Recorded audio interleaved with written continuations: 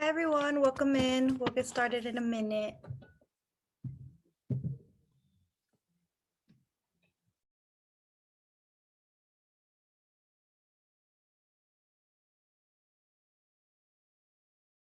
All right, thank you everyone for joining us today, and I hope you all have had a wonderful week.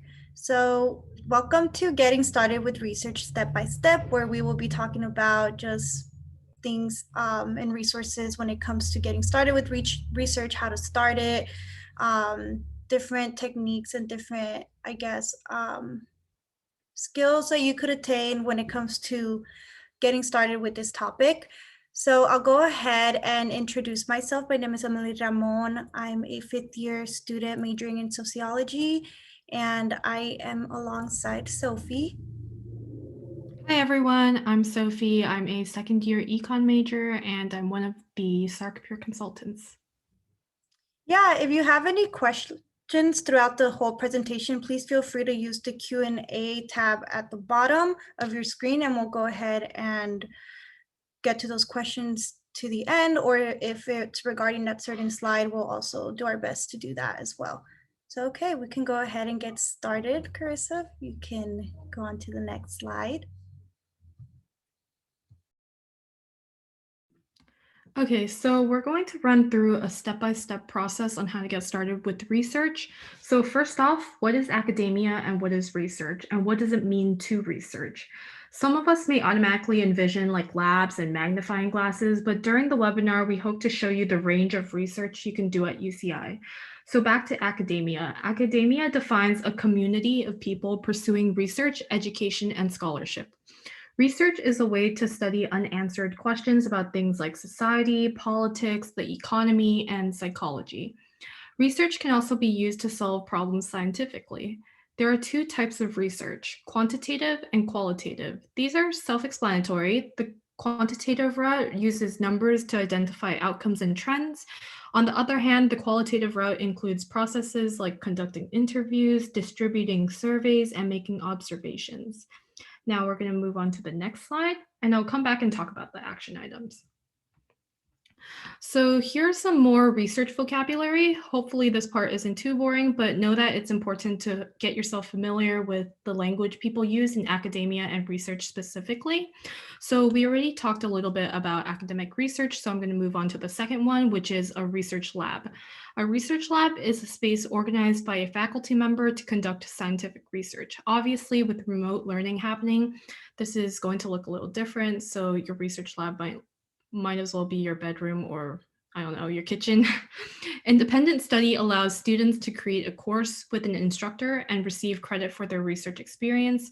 So if you've ever scrolled all the way down the courses your department offers, you'll notice that there's like a 199 course, which is the independent study course.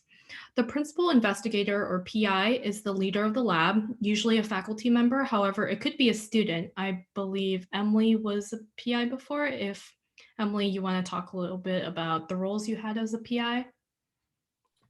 Yeah, so a principal investigator is just someone who's leading the research project, and this can look in different ways, sort of like Sophie mentioned, maybe like a faculty member, but it could also look as like a leading researcher, as someone who's taking lead in like a Europe project. That's what I'm doing right now. I'm taking lead in a Europe project. So I'm the one who's kind of, even though I'm like, I don't have a lab, there is like that other term that's called like a research leader. So it is like I'm the lead researcher that's leading the group, and I have other like undergraduate students who are considered, I guess, floaters, and they kind of help me out when it comes to the research process of transcribing interviews or looking up articles. So similar to that, principal investigator is the person leading that project. Thanks for sharing, Emily. So continuing on, research assistants are students who join existing labs to help with research. And lastly, the paper, which is a scholarly article produced and published following the research. So those are all the key words we have to help you get familiar with the research world. Now we're going to move on to step 2. All right, thank you, Sophie. So step 2 consists of just defining your interest and narrowing down to see what kind of area you're interested in or what kind of topics you're like intrigued by. So this can be done through these questions that we provided here. So just brainstorming different questions, fields, topics, and this can literally be anything. For example, if you're interested in knowing, I can use myself as an example. So like I mentioned, I'm currently doing Europe, and just being interested in social support in college, I'm interested in looking at like how does social support influence students and their success in college. So that's like my area of interest, and that field would be like higher education, education itself. I'm interested in that. So just kind of finding something that makes you like, oh, I want to learn more about this. I want to get more familiar with this topic. Is somewhere you can start. And as you can see, some action items would be to make a spreadsheet or document to track your interest. So maybe start narrowing that now. You can even go into the UCI library and just look up peer-reviewed articles, and you can literally just type like education and Latinx students, and a bunch of different articles will come up. And from there, you can start narrowing it down. Or you could also look into professors you've taken and you were interested by something they said or something that they showed you in class, just by kind of looking up some of the articles that they've written themselves as well is another great way to start narrowing down what area you're interested in. And we'll definitely be talking a lot more about professors and looking at their articles and all that later on in a few slides. Next slide, please.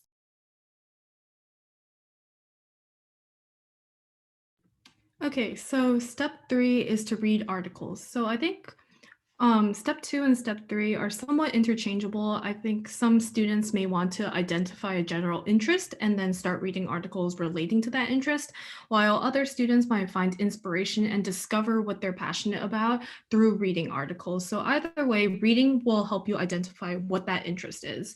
So as you're reading, whether it's a journal or an article or the news, jot down topics and keywords related to those topics. Now, you may be wondering when and how these keywords will prove helpful, and I'll get to that in a bit. After you have a list of keywords, you're ready to identify UCI faculty that either have or are currently researching those topics. And there are several tools to help you identify those faculty member, but two that we regularly recommend are one, department websites, and two, the UCI directory. So let me quickly show you what you'll be able to find if I can just share my screen right now.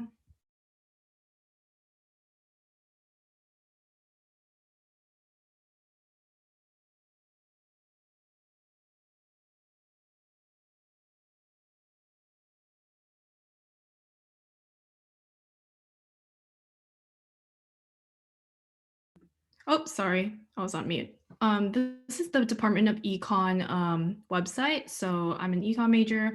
And then if you go here to people, people, and then if you just go to core faculty, for the econ department, they list like the several keywords that I was talking about that these professors or faculty members are currently researching. So for example, here's like health econ, there's like economics of crime, law, and econ. So these keywords will prove helpful when you go on the department website, and you'll be able to see like which faculty member is researching what.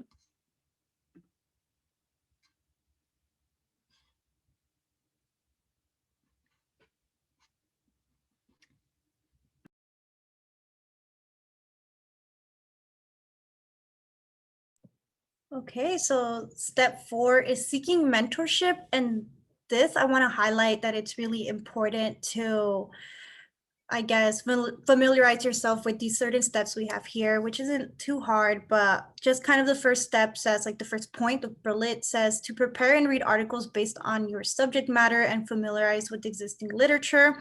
Like I mentioned previously, to start looking into those articles and topics you're interested in. And especially if you're going to seek mentorship, it's really critical for you to do some research on that professor that you're interested in reaching out to. So definitely looking into the work they've done, looking into what area of interest they have, because professors do have certain expertise areas. So some of them may be like looking at Latinx students in higher education, or some are like professionals and more expert in like psychology. So just looking at what they're focused on when it comes to research, even keep up with any projects they're working on at the moment, and definitely doing that before seeking that mentorship would be really critical. So you go in there and you say, hey, I read some of your work and it's really interesting, and this is something that I'm very like passionate about or interested in doing myself. And that's a great way to kind of start getting that connection. The second point says discuss multiple topics with faculty, and the list is right there. So working on a project proposal, finding research opportunities on campus, looking at labs or paid opportunities in research, writing literature reviews and finding research material, and requesting a mentor to help broaden and narrow research. So these are just some of the topics that you could discuss with faculty, and definitely building that rapport is really important. So before, I want to say, getting into, let's say you want to work on a project with them, there has to be some kind of connection there. You can't just go into their office hours and they don't really know who you are and you just ask for them to work on a project with you. So like I mentioned, building that rapport, maybe going to their office hours a few times a quarter. And even if you don't have them as a professor, it is really important for you to maybe reach out to them through email. You know, you don't have to take a class with them. If you're interested in their work, you can reach out to them and say, hey, I came across like you on the faculty website, and I would really love to discuss your experience with research and what you're currently doing, or even say like graduate school, like discussing a little bit more about graduate school, and then just meet with them a few times and build that rapport. And from there, it would be great for you to ask for them to work to be your advisor for Europe, or request their mentorship as well. So here are some action items. So like I mentioned, meeting with professors after class, during office hours, sending them an email. You should also look into honors programs or Social Sci 199, or even Europe. So there's a lot of opportunities out there, definitely on campus and off campus. Honors programs is really popular, and I believe that if you have a certain major, some of your majors do have honors programs. So for example, I'm a sociology major, they have the sociology honors programs, but they also have the School of Social Sciences honors program. So that's on you, depending what you're interested in, who you want to work with. There is a certain faculty in charge of these programs and who runs them as well yearly. So I know I went on a long, I talked for a long time. So if you have any questions, just put them in the Q&A. I know this is a lot of information to take in. There's no such thing as a silly question or a bad question, so anything goes. Let's see. Oh, and we wanted to show you the Europe website as well. We can go ahead and do that now. I'll go ahead and share my screen really quick. So Europe is the Undergraduate Research Opportunities Program. And it's a great resource to have in mind if you ever consider doing any type of research, or you want to work close to a faculty member. They recently changed their website. It's really fancy now. And so you can do workshops just to learn more about what Europe is. You can also do drop-in hours, or you can do an interest form, so you can schedule an appointment with the Europe advisor. So this program is a year-long program where, like I mentioned, after you build that rapport with the professor, you can ask them to be your advisor, and they actually give you a stipend, which is money. So you can add it towards your research project. And once you do receive these stipends, you can go ahead and use that for like incentives for your participants. So like gift cards and things like that, and getting other logistical things like using a transcribing machine to like, yeah, it's a whole process, but just check out this website. Definitely recommend it. It's a year long, and then at the end of the year you do get to present your project and your findings at a symposium, so you will be able to, I guess, show people what you found and show people like your findings and things like that. Any questions about this? We will also be sharing these resources through email.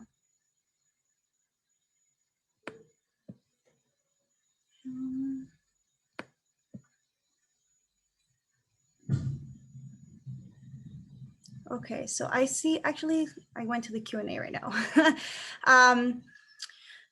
Someone asked, where can we find a list with professors and their research topics?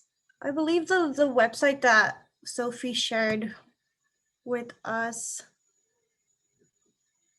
was one of the ones, correct, Sophie? Oh, yeah. So I gave the Department of Econ website as an example, but there's also the UCI directory, and there's like your individual department websites as well. And yeah. You could always, what I've done in the past, I literally just look up their name, like a professor's name, and then sometimes they have websites of their own where they have all their work and all their interest as well, like us outside of UCI. So that's another great way to learn more about professors. And then another question asked, how do you join the honors program for the School of Social Sciences? Do you want to take this one, Sophie, or do you want me to take it? I think I can take it. So let me share my screen again.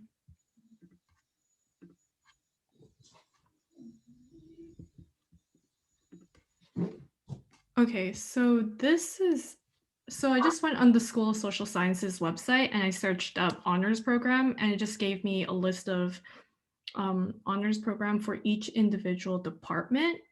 And then if you click into it, I believe you'll be able to find an application, which is, I think it'll have like a GPA requirement and like courses you have to take before entering the program. I'm not sure if there's a School of Social Sciences specific honors program. Do you know, Emily? Or did you talk about that? Yeah, it's called, let me see. I know Dr. Janet Castellanos is in charge of that one. I think it's like Social Science Honors Program.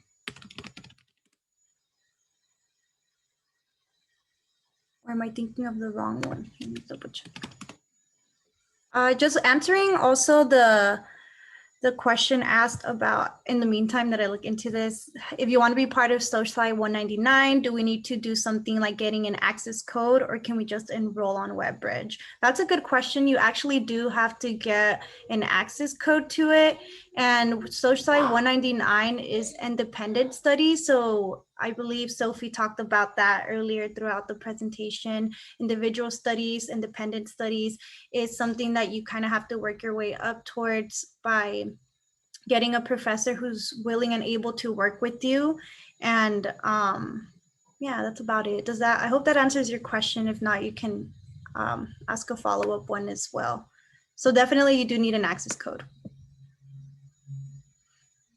Someone asked, is it harder to find research opportunities currently given the pandemic situation? Yes and no. From personal experience, I actually did research remotely during last spring. So when everything kind of just shifted into online, my experience was pretty good. I had taken a class with this professor and I was a research assistant for them. And I received course credit during winter. And then if you create those like good connections, he asked me if I could come back and help him with a different project. So once you do create those connections, you could see you will, more opportunities will open up. So they did ask me if I wanted to join a different lab and help them on a different project, and this was remote. So the opportunities are there. Sometimes you'll see flyers around like social media or emails asking for research assistants as well. So be on the lookout for that. And there are a lot of programs like SAP. I can definitely put the website somewhere down there. SAP is the Summer Academic Enrichment Program for first generation students, and they pay for your tuition over summer. Usually it's in person. You get to dorm at UCI for like 5 weeks, and you get to work alongside faculty on your own research project as well. Let's see, someone else asked, are we allowed to be part of the honors program even if I entered into UCI without honors? Yes.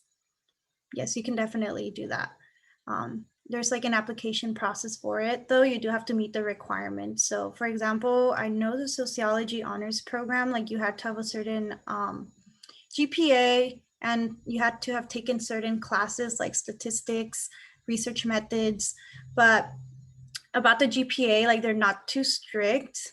I emailed them asking them like, hey, like my GPA isn't there yet. Will this affect my application? And they said that they don't, like, yes and no, like it depends if my statement of purpose, which is like you write your own personal statement as to why you want to join the honors program, is kind of like what they look at more, like why you want to join the honors program and what your intentions are. And Sophie, feel free to chime in if you have like something else you want to add at any moment.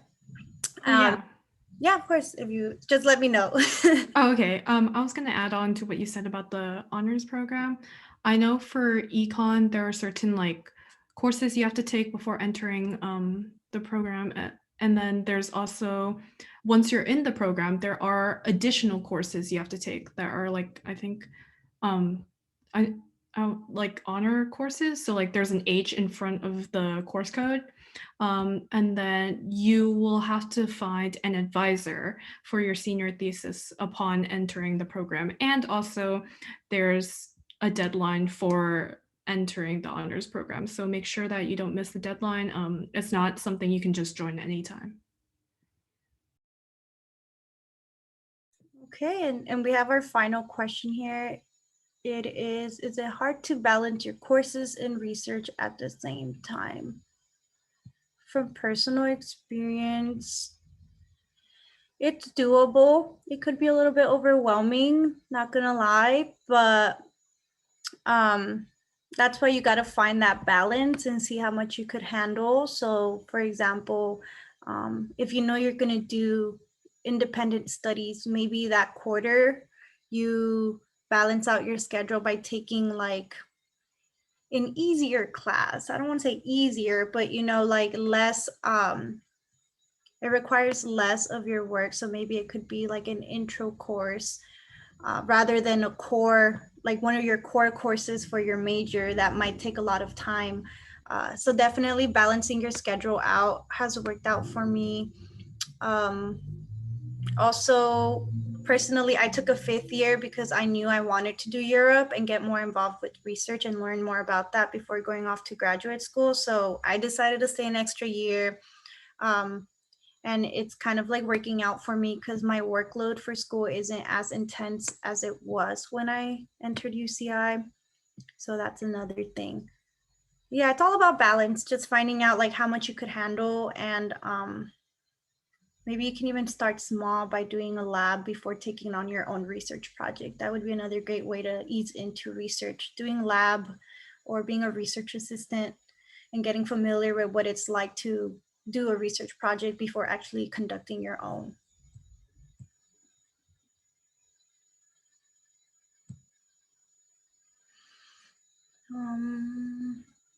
Someone asked, are there any research scholarship opportunities for international students? I'm gonna have to ask some help from Carissa and Sophie here. Go ahead.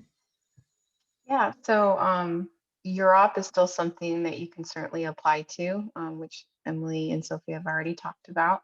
Also in the School of Social Sciences, so once you're at that point where you have research under your belt, maybe you're in the process of doing a paper, the Social Sciences actually grants paper awards as well. And we actually have the application out already. So let's say, perhaps one day you end up doing research, you have a paper under your belt, then you can actually apply to those research paper scholarships, which can be up towards, I think, anywhere from $300 to over $1,000.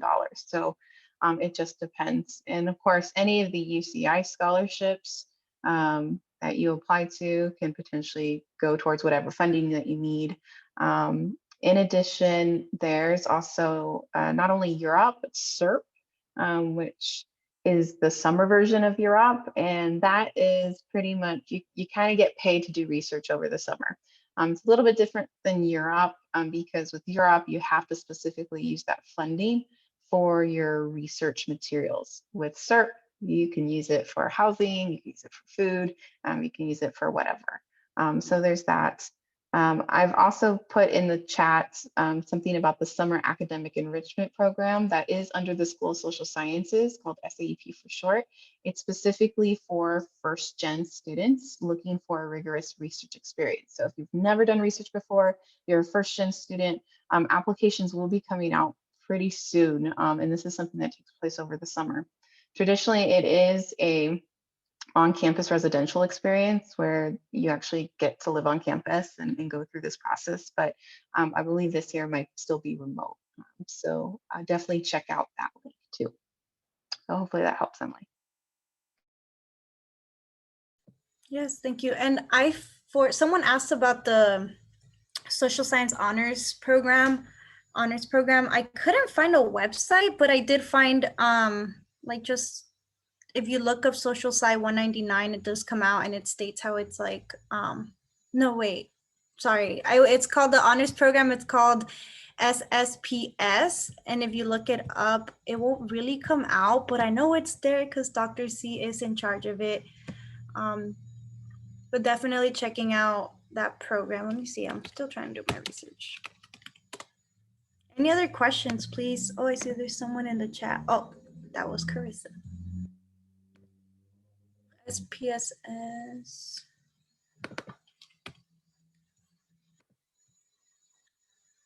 Someone asked, is there a way to start your own research project? Yes.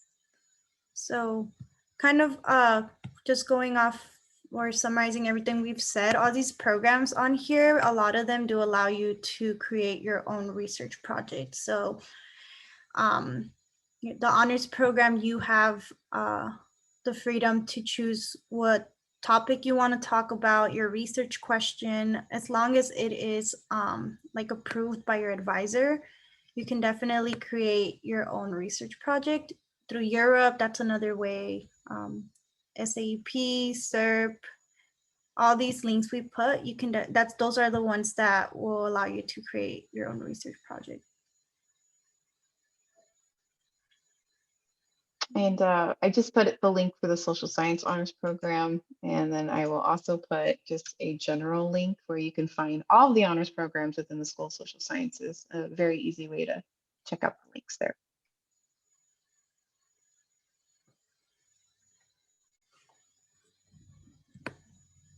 And the one summer research program, it's called SAEP, so Summer Academic Enrichment Program. And the link is in the chat.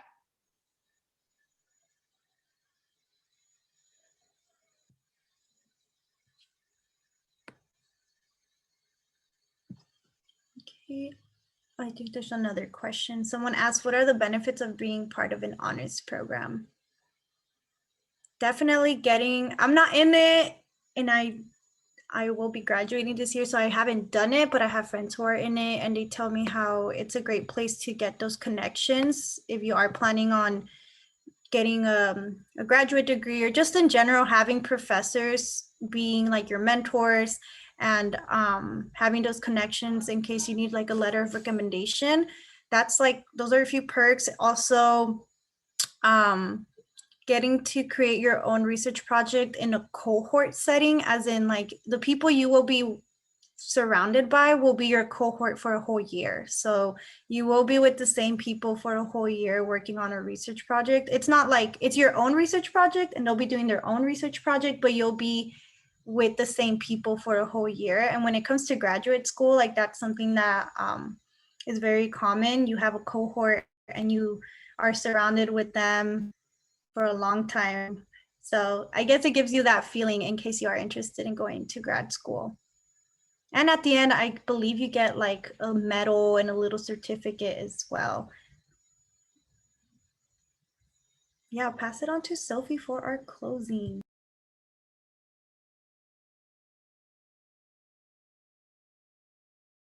Oh, okay. Thanks, Emily. So we're going to wrap it up right now. So thank you all for joining us today. We hope that you were able to take away something from today's webinar. Our next Sarcast, I believe, will be on Social Sciences 197 with Carissa, where she'll talk about the course that accompanies your internship experience. And as always, we were here to support you on your professional and academic endeavors. You can schedule a consultation with us today to talk about research, talk about internships in graduate school, and we can also help you review emails you might want to send to your professors regarding research. And yeah, take care, everyone, and have a great rest of your day. Oh, and don't forget to save the links in the chat.